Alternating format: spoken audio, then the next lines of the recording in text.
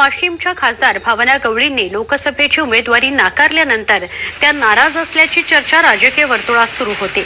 यावेळी शिवसेनेनं जयश्री पाटील यांना उमेदवारी जाहीर केली आहे, त्यामुळे भावना गवळी प्रचारात देखील उतरल्या नव्हत्या।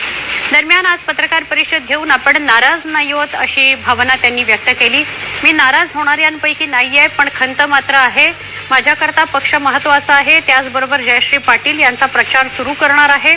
त्यांना निवडून आणण्याची जबाबदारी आपल्यावर सोपवण्यात आलेली आहे, असं देखील भावना गवळी म्हणाल्या।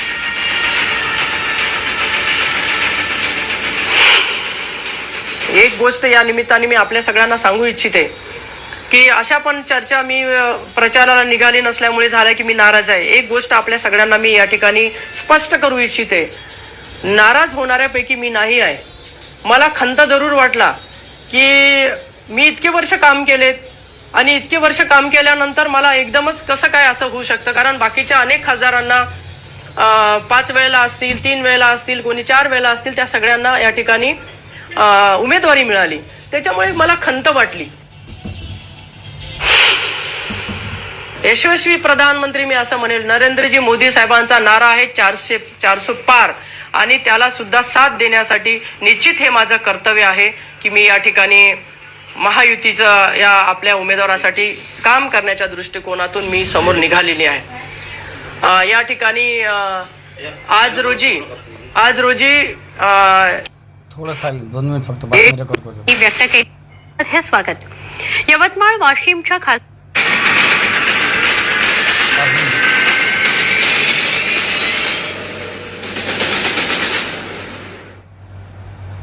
बुलेटिनमध्ये स्वागत। यवतमाळ वाशिमच्या खासदार भावना गवळींनी लोकसभेची उमेदवारी नाकारल्यानंतर त्या नाराज असल्याची चर्चा राजकीय वर्तुळात सुरू होते।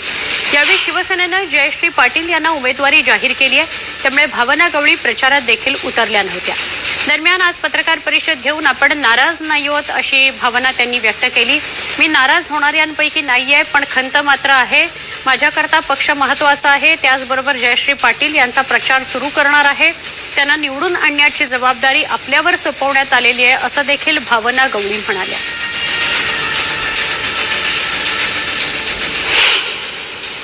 एक गोष्ट या निमित्ताने मी आपल्या सगळ्यांना सांगू इच्छिते की अशा पण चर्चा मी प्रचाराला निघाली नसल्यामुळे झाल्या की मी नाराज आहे। एक गोष्ट आपल्या सगळ्यांना मी या ठिकाणी स्पष्ट करू इच्छिते, नाराज होणाऱ्यापैकी मी नाही आहे।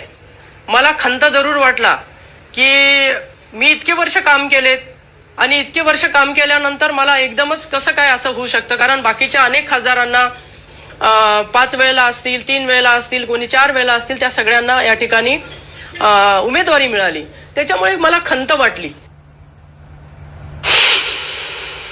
यशस्वी प्रधानमंत्री मी असं म्हणेल, नरेंद्रजी मोदी साहेबांचा नारा आहे 400 पार, आणि त्याला सुद्धा साथ देण्यासाठी निश्चित हे माझं कर्तव्य आहे की मी या ठिकाणी महायुतीचं या आपल्या उमेदवारासाठी काम करण्याच्या दृष्टिकोनातून मी समोर निघालेली आहे। या ठिकाणी आज रोजी जो काही प्रचार आमचा बाकीचा आमच्या पक्षाचे मित्र पक्षाची सगळी मंडळी करतायत, त्यांना पुढे उद्यापासून किंवा आजपासूनच या ठिकाणी आमचं सहभाग लागेल। आता एक मीटिंग आम्ही ठेवलेली आहे, उद्या पण आम्ही आमचे मेळावे या ठिकाणी ठेवणार आहोत, आणि निश्चित या ठिकाणी जयश्री ताईला विजयी करण्यासाठी माझी घोडदौड असणार आहे।